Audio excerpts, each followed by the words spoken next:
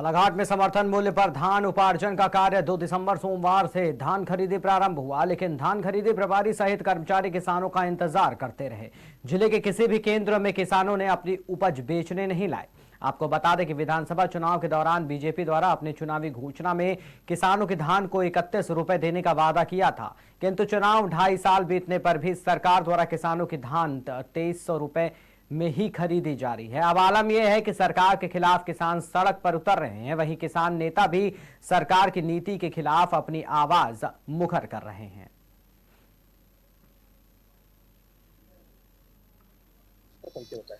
मेरा नाम जियाला लिल्लारे, धान खरीदी प्रभारी, गोंगली मंडी, बालाघाट। अच्छा, ये देखा गया कि आज से 2 दिसंबर से मध्य प्रदेश सरकार द्वारा धान खरीदी का उपार्जन कार्य किया जा रहा था। आज कितने किसानों का पंजीयन था, क्या किसानों ने लाया? सर, शासन के निर्देश अनुसार हमने व्यापक व्यवस्था बना के रखे हैं। 2 तारीख से धान खरीदी चालू होना था, जिसमें 11 लोगों के द्वारा स्लॉट बुक किया गया है, पर आज हमारे खरीदी केंद्र पर कोई भी किसान उपलब्ध नहीं। क्या लगता है सर, क्या वजह लग रही है आपको? तो वजह को बता नहीं सकता। ये जैसे धान 3100 रुपये को लेकर के किसान असमंजस में है, क्या वो एक वजह हो सकती है? हो सकता है सर, वो भी है कि अगर रजना वाले ने वो आह्वान किए उनसे। अच्छा सर, अपने यहाँ कितने रेट में जारी था? सर, 2300 रुपये हमारे समर्थन मूल्य का रेट है, उसके अंतर्गत खरीदी होगी। सर, क्या क्या तैयारी पूरी कर ली थी आपने? सर, हमारे पास पूरे बारदाना उपलब्ध है। जितने भी शासन के द्वारा नियत किए गए थे, परखी, छन्ने, ये सब हमारी व्यापक तैयारी पूरी तैयार है। सर, ये आप ही के केंद्र का मामला है क्या, और अन्य केंद्रों में भी किसानों ने धान मिलाया है? सर, अन्य केंद्रों का तो मेरे को अभी उतना जानकारी नहीं है। लेकिन आपके पास में जी नहीं। क्या उम्मीद लग रही है कि लग रही है कि सर आएंगे? वो तो किसान ने स्लॉट बुक करा लिए, आज तक के 95 किसानों के द्वारा स्लॉट बुक हो चुका है। अच्छा सर, जैसे स्लॉट बुक कराने पर कितने दिनों में किसान ला सकता है अपनी धान? 7 दिनों का टाइम रहता है उनको, इस कारण से आज किसान उपलब्ध नहीं हुए। अभी समर्थन मूल्य मध्य प्रदेश सरकार का अभी 2300 रुपये क्विंटल प्रति क्विंटल है, और बाजार रेट यानी जो व्यापारी लोग खरीदते हैं 2400 रुपये है। ऐसी स्थिति में क्या हम करना चाहिए?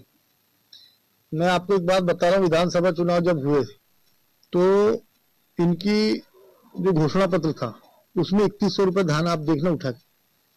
और दूसरी चीज में हर बूथ में जाके मैं जब देखा था, हम लोग क्योंकि चुनाव कैंपेन में घूमते हैं, पूरे जिले का दौरा करते हैं, और हमारे गांव में भी जब मतदान हो रहा था तब भी मैंने देखा कि बीजेपी के बड़े बड़े फ्लेक्स लगे थे प्रधानमंत्री जी के साथ, मुख्यमंत्री जी के साथ, कि धान का जो रेट होगा वो 3100 रुपये होगा। आश्वासन दिया था, बोनस मिलेगा, ये भी आश्वासन दिया था। अब लोकसभा चुनाव भी निपट गया।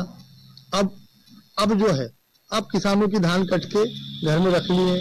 अब जैसी सोसाइटी में धान खरीदी का रजिस्ट्रेशन के लिए आएगा तो किसान वहां जाएगा। पर एक तरीके से ये समझ लो कि किसान आज की डेट में ठगा हुआ महसूस कर रहा है अपने आप, कि हमने सरकार को, हमने अपने नेताओं को ये सोच के वोट दिए थे कि किसानों की भलाई होगी, किसानों को अच्छा रेट मिलेगा, किसानों को उसका फायदा मिलेगा, ना तो बोनस मिल रहा है, ना 3100 रुपये धान का रेट मिल रहा है। अब तो मेरे हिसाब से धान खरीदी के पहले घोषणा कर देना चाहिए सरकार को कि 3100 रुपये धान खरीदी जो है वो किसानों को मिलेगी। तब जाके हम ये समझेंगे कि हमारा एक वोट जो है, हमारे किसानों का जो एक वोट है वो हमने सही जगह दिए थे। क्या कांग्रेस अभी जाकर के अभी 2 तारीख से किसान आंदोलन चल रहा है, क्या किसान आंदोलन में कांग्रेस इस पर फोकस डालेगी? क्योंकि देखो, विपक्ष में बैठे हैं और ये मुद्दा किसी पार्टी का नहीं है, ये मुद्दा एक आम आदमी का, किसान का, जो सबसे ज्यादा मेहनत करता है। अगर हमारे देश में किसान मजबूत नहीं होगा तो हमारा देश मजबूत नहीं हो सकता। तो ये मुद्दा तो पूरे देश में उठेगा, दिल्ली तक उठेगा। और अगर ये धान का रेट तो तय नहीं करते 3100 रुपये, तो हो सकता है सोसाइटियों में धान ना ले जाए किसान, ये भी हो सकता है। तो ये मुद्दा जो है हर जिले में एक बड़ा मुद्दा बन के उभरेगा अगर ये धान का रेट 3100 रुपये नहीं करते तो। किसानों को क्या संदेश देना चाहेंगे? किसानों को मैं यही संदेश देना चाहूंगा कि जब तक 3100 रुपये की धान का रेट ना हो तो जाके उस सोसाइटी में रजिस्ट्रेशन ना कराए, अपनी धान सोसाइटी तक ना लेके जाए। 3100 रुपये अगर होता है, उनको समर्थन मूल्य धान का पैसा मिलता है, तो जाके फिर सोसाइटी में ये चीजों, क्योंकि ये लड़ाई किसानों की है, आम आदमी की है, और ये अर्थव्यवस्था की भी है।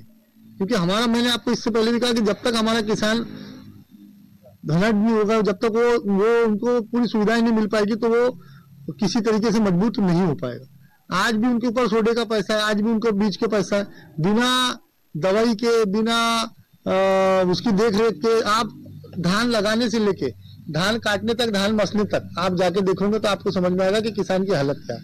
वो धान बेचने के बाद भी कर्जे नहीं रहता। तो ऐसी स्थिति में हमारी सरकार को, मध्य प्रदेश में बीजेपी की सरकार है, हमारे केंद्र में सरकार बीजेपी की बैठी है, माननीय मुख्यमंत्री जी मोहन यादव जी, माननीय प्रधानमंत्री हमारे नरेंद्र मोदी जी हैं, तो इनका ध्यान आकर्षण आपके माध्यम से होना चाहिए हमारे देश के किसानों के लिए।